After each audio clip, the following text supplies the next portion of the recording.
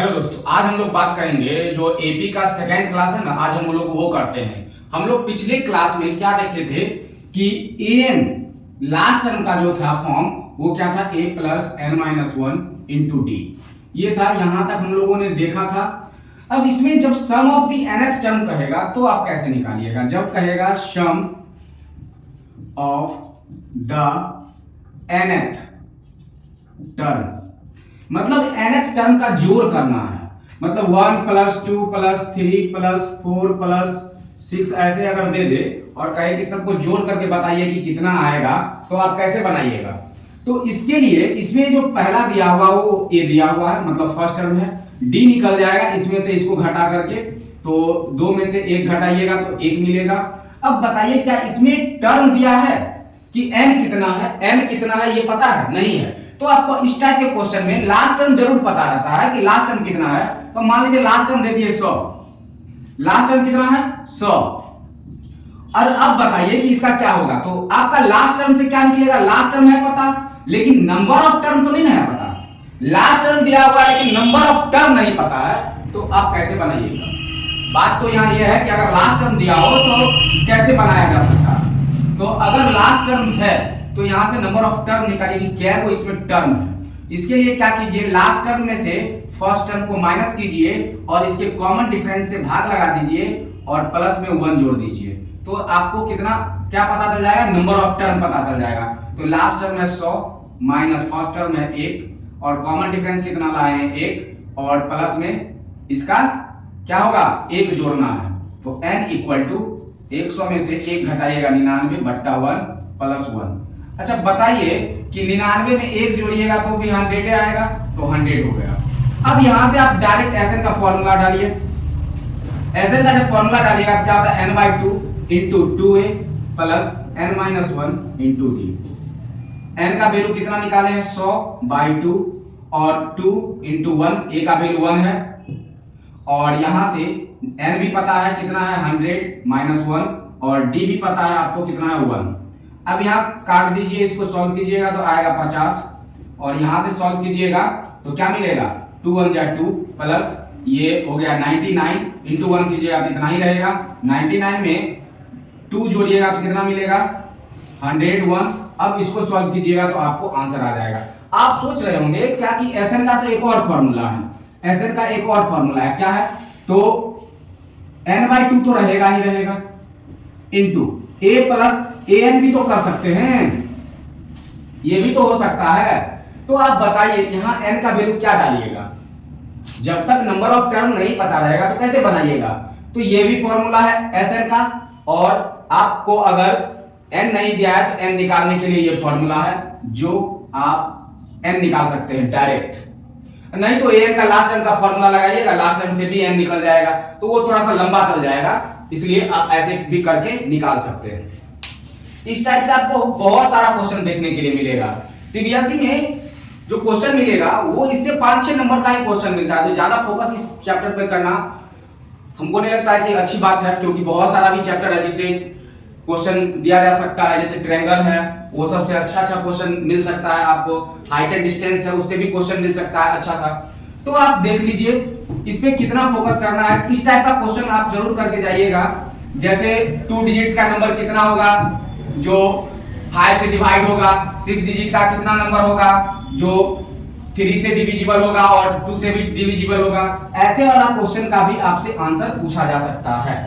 या कभी कभी ऐसे दे देगा कि एपी का थर्ड टर्म जो है ना वो 15 है और एपी का जो फिफ्थ टर्म है, फिफ्थ टर्म वो 16 है, ठीक है। या कहेगा 15 अधिक है या मोर देन या लेस देन, ऐसे करके भी क्वेश्चन दिया जा सकता है। तो इसमें क्या बनता है, इसमें आपको लीनियर इक्वेशन इन 2 वेरिएबल्स में बन जाता है इस टाइप का क्वेश्चन।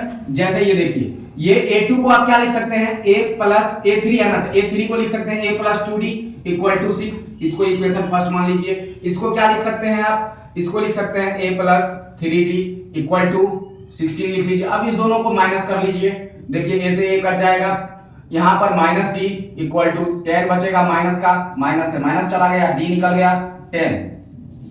अब यहां से अगर डी निकल गया तो डी का वैल्यू किसी भी इक्वेशन में रखिए a मिल जाएगा। आप यहां से एपी भी बना सकते हैं, एपी एपी लिख दीजिएगा, या जो भी पूछे आपसे वो आप बता सकते हैं यहां से। इस टाइप के भी क्वेश्चन देखने के लिए मिल सकता है।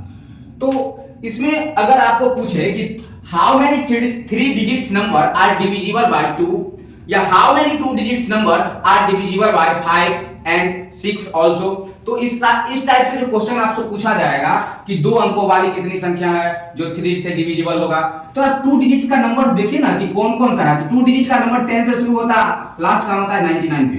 आपको किस से डिवाइड करने के लिए दिया गया है, तो आपको डिवाइड करने के लिए अगर मान लीजिए 3 से दिया जाए तो 10 तो नहीं कटेगा, 10 तो 3 से कटेगा नहीं। अब 11 देखिए नहीं कटेगा, इसके बाद 12 कट जाएगा 3 से, 12। अब 12 में 3 प्लस कर दीजिए, 3 प्लस कीजिएगा 15, इसमें 3 प्लस कीजिएगा 18। अब लास्ट का देखिए, लास्ट का 99 3 से डिविजिबल है। अब इस सब में हाउ मेनी टर्म जो पूछा है वहां उसका मतलब होता है n, बताइए n नंबर ऑफ टर्म, बताइए नंबर ऑफ टर्म। तो यहां से लास्ट टर्म का फॉर्मूला लगाइए an, वहां से भी आप सॉल्व करके निकाल सकते हैं, या मेरा वाला फॉर्मूला लगाइए direct n equal to last term में से फर्स्ट टर्म घटाइए और कॉमन डिफरेंस से भाग लगाइए, एक बार लगाइए, एक प्लस कर दीजिए और आंसर आपके पास रहेगा। तो 99 उसमें से 12 घटाइए और कॉमन डिफरेंस 3 आएगा, 3 से भाग लगाइए, 1 प्लस कीजिए, आंसर आ जाएगा। नहीं तो आप an का फॉर्मूला लगाइए, a plus n minus 1 into D. अब n का वैल्यू नहीं दिया है तो आप भी मत दीजिएगा, ठीक है, और यहां से n निकाल के दे दीजिएगा और इस टाइप से क्वेश्चन को आप कर सकते हैं। ठीक, तो इससे ज्यादा अगर आपको करनी है तो आप बुक भी प्रैक्टिस किए होंगे, थोड़ा थोड़ा रिवीजन मोड में इसको डालिए और काम निकल जाएगा इससे। स्टेटमेंट में पूछा जाएगा तो स्टेटमेंट में भी आंसर दिया जा सकता है। एनसीईआरटी में बहुत सारा ऐसा क्वेश्चन था जो स्टेटमेंट में मिल सकता है। अब अगर बात किया जाए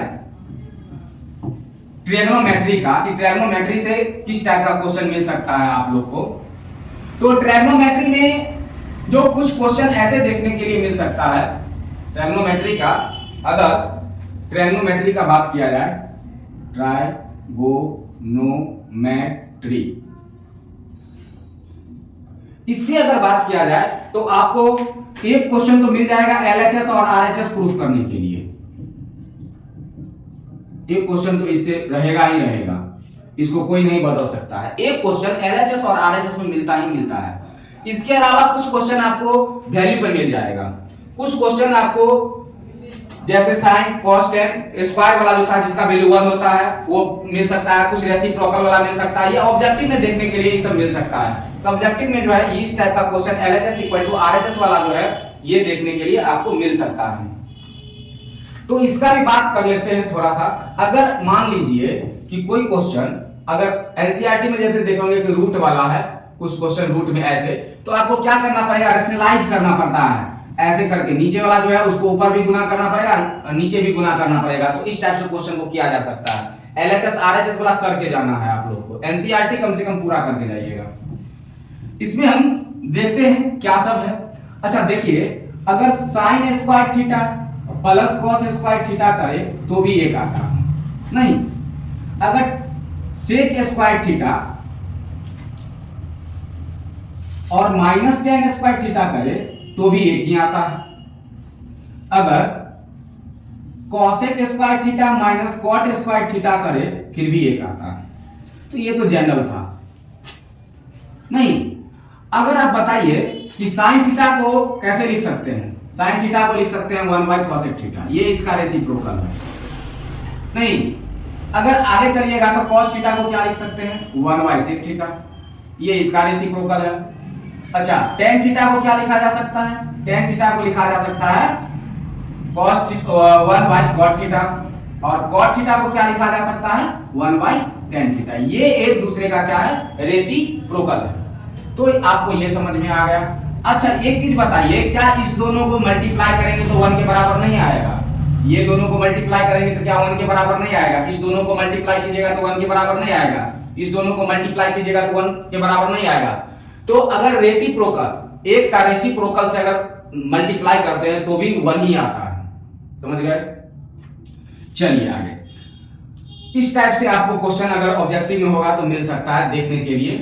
अब देखिए कि इसमें प्रूफ कर, अच्छा साइन थीटा बराबर क्या होता है पहले ये बता लीजिए। साइन थीटा इक्वल टू होता है P/H, cos theta equal to क्या होता है B अपॉन एच।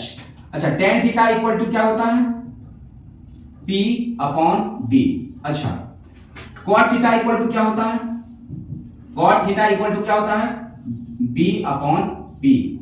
अच्छा, सेक थीटा इक्वल टू क्या होता है? सेक थीटा इक्वल टू क्या होता है? तो ये H बाई बी। अच्छा, कॉसेक थीटा इक्वल टू क्या होता है? H by P. तो ये चीज याद रखिएगा, ये एग्जाम में बहुत सारा हेल्प करेगा आपको। इसके अलावा ये जितना भी लिखा हुआ है ना, आपको प्रूफ करने में भी काम आएगा, ये और कुछ क्वेश्चन को सॉल्व करने में ये काम आ जाएगा। ये क्वेश्चन, ये जो लिखा हुआ है, ये प्रूफ में काम आएगा और ये भी प्रूफ करने में भी काम आ जाएगा। ये दोनों प्रूफ करने में काम आ जाएगा। अच्छा, एक चीज आप जानते होंगे कि टेन थीटा को एक चीज और लिखा जा सकता है, क्या?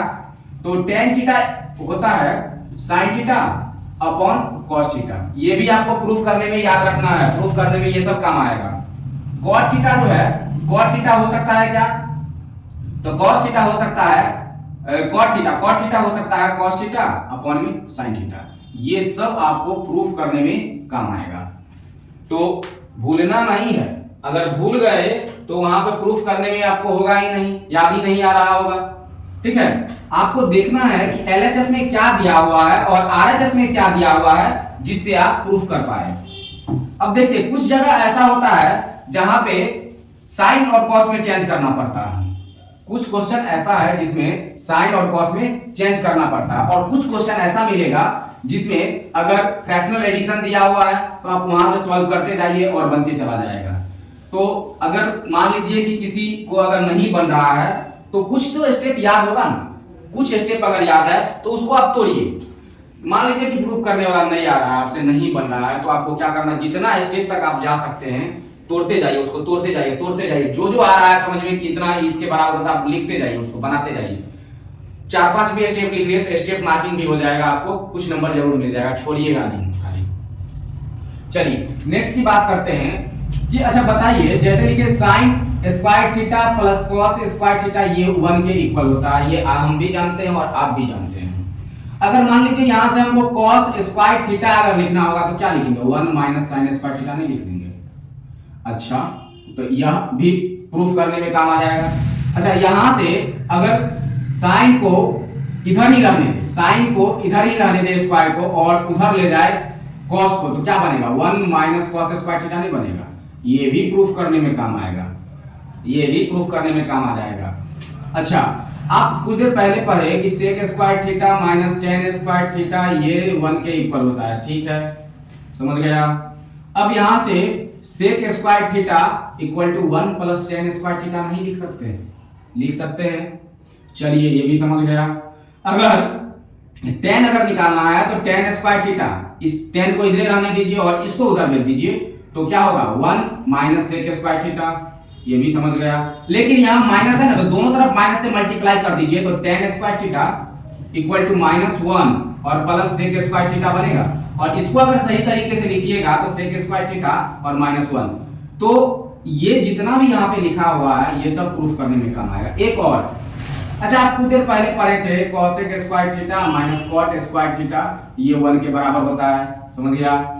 अब देखिए, यहां से कॉसेक स्क्वायर थीटा और 1 प्लस कॉट स्क्वायर थीटा लिख सकते हैं, ये भी समझ में आ गया होगा।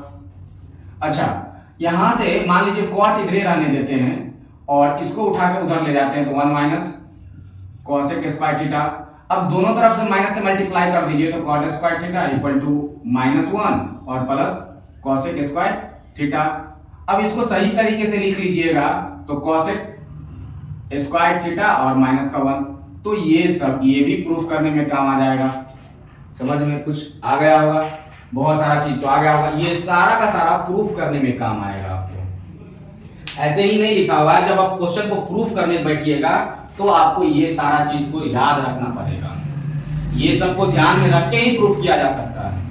ऐसे आप प्रूफ करने बैठ जाइएगा तो ये सब याद नहीं है तो प्रूफ नहीं हो पाएगा। इसीलिए जब LHS इक्वल टू RHS कीजिएगा तो ये वाला चीज जरूर याद रखिएगा, बहुत ही काम का चीज है, खास करके ट्रिग्नोमेट्री के अंदर। अच्छा, जानते हैं ये वाला चीज जो है आपको बहुत हेल्प करने वाला है 2 चैप्टर में। कौन कौन, वो हम बताते हैं। दो चैप्टर, एक तो ट्रिग्नोमेट्री में हेल्प करता ही करता है और उसके बाद वाला जो चैप्टर है हाइट एंड डिस्टेंस उसमें भी काम आ जाता है। क्या? तो जैसे आप 0 डिग्री का वैल्यू याद रखे होंगे तो tan theta height and distance में बहुत लगता है। इसके बाद कहीं कहीं पे sin थीटा भी लग जाता है और कहीं कहीं पे cos थीटा भी लगता है। तो ये तीनों का जो वैल्यू है 0 डिग्री का, 30 डिग्री का, 0 तो कहीं नहीं लगता है, 30 डिग्री कहीं कहीं पे आता है, तो 30 डिग्री का, फिर 45 डिग्री का, और फिर 60 डिग्री का, और फिर 90 डिग्री भी बहुत कम आता है और 0 भी कम आता है। आपको ये तीनों का वैल्यू याद रखना थोड़ा सा जरूरी है। क्यों जरूरी है? क्योंकि आपको इस चैप्टर में तो मदद करेगा ही करेगा वैल्यू वाला क्वेश्चन को सॉल्व करने में, इसके अलावा आपको हाइट एंड डिस्टेंस में भी ये काम आ जाता है। जब आपको फाइंड करना होगा tan 60 डिग्री तो आपको वैल्यू याद रहना चाहिए। वहां पे आप बनाने बैठ जाइएगा तो बहुत टाइम चला जाएगा आपका, तो वैल्यू को याद करके जाना है आपको। 1 मिनट का टाइम दीजिए हमको, हम आपको वैल्यू देखते हैं, लिख के सिखाते हैं कि कैसे इसको बनाया जा सकता है। अच्छा, अगर आपको 1 2 भी अगर याद है ना, जैसे साइन का भी याद है तो आप cos लिख सकते हैं। अगर साइन का भी याद है तो क्या लिख सकते हैं? cos का लिख सकते हैं। कैसे? मान लीजिए हम यहाँ sin थीटा लिखे, sin लिखे और यहाँ 0 डिग्री डाले, यहाँ पर क्या डाले 30 डिग्री डाले, और यहाँ पर 45 डिग्री डाले, यहाँ पर 60 डिग्री डाले, और यहाँ पर 90 डिग्री डाले। अब देखिए, अब साइन को भी खाली याद करके चल जाएगा, फिर भी काम बन जाएगा। कैसे? 0 डिग्री तो 0 होता है और साइन 30 हाफ होता है, और 45 क्या होता है 1/√2, ये 60 √3/2 91। अब इसको इधर से लिख दीजिए, इस चीज को उलट दीजिए और cos का लिख दीजिए। cos 0 1 हाफ √3/2, और 45 पे दोनों बराबर होता है। अच्छा, कभी कभी इससे क्वेश्चन कैसे आता है, देखिए sin A plus cos B equal to 90 degree. तो बताइए कि A प्लस B क्या होगा? कभी कभी ऐसा क्वेश्चन दे देता है, तो अब बताइए ये तभी ना 90 होगा जब ये भी 45 और ये भी 45 हो। 45 पे तो दोनों बराबर होता है, तो A का भी वैल्यू 45 और ये का भी वैल्यू 45, और दोनों जोड़िएगा तो 90 आएगा। ठीक है, या तो वैल्यू देके पूछ ले या आपको डायरेक्ट ऐसे करके पूछ ले। ठीक है, या A का वैल्यू पूछ ले या अकेला B का वैल्यू पूछ ले। आपको यहाँ पे ये वैल्यू भी सोचना है कि 45 पे दोनों साइन और cos इक्वल होता है।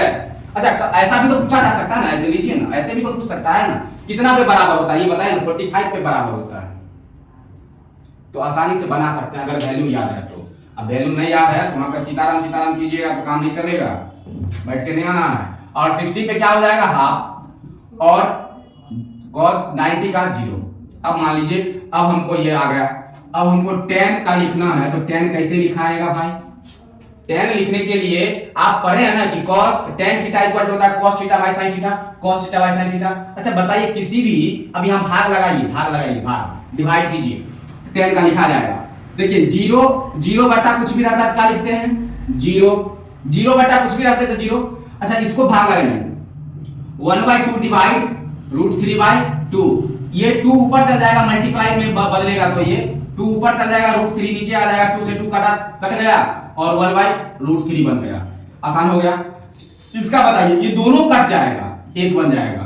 ठीक, अच्छा इसका भाग लगाए, क्या बनेगा? √3 बनेगा, ये से ये कट ही जाएगा, √3 बच जाएगा। अच्छा बताइए कि 1/0 है तो क्या होगा? 1/0 इनफाइनाइट हो जाता है, अनडिफाइंड हो जाता है, तो आप इनफाइनाइट लिख सकते हैं। समझ में आ गया? अब इसका अगर उल्टा कर दीजिएगा, इसको अगर उलट दीजिएगा तो ऐसे ही cot का भी लिखा जाएगा, cot थीटा। cot का अगर 0 डिग्री पे जाइएगा तो इसको उलट के इधर ले आइए, समझ गया? अब 30 का लिखना है, इसको उठा के इधर ले आइए, समझ गया? अब 45 पे देखिए tan और cot दोनों बराबर होता है, 45 डिग्री पे tan cot बराबर होता है। जिस तरह से sin cos पे क्वेश्चन पूछा जा सकता है, उसी तरह से tan और cot पे भी क्वेश्चन पूछा जा सकता है। अब बताइए, अब 60 डिग्री पे 1/√3 और फिर 90 पे 0। अब cot भी लिख लिए। अच्छा, आप ये जानते हैं क्या जानते हैं कि sec थीटा जो होता है वो किसका रेसिप्रोकल होता है?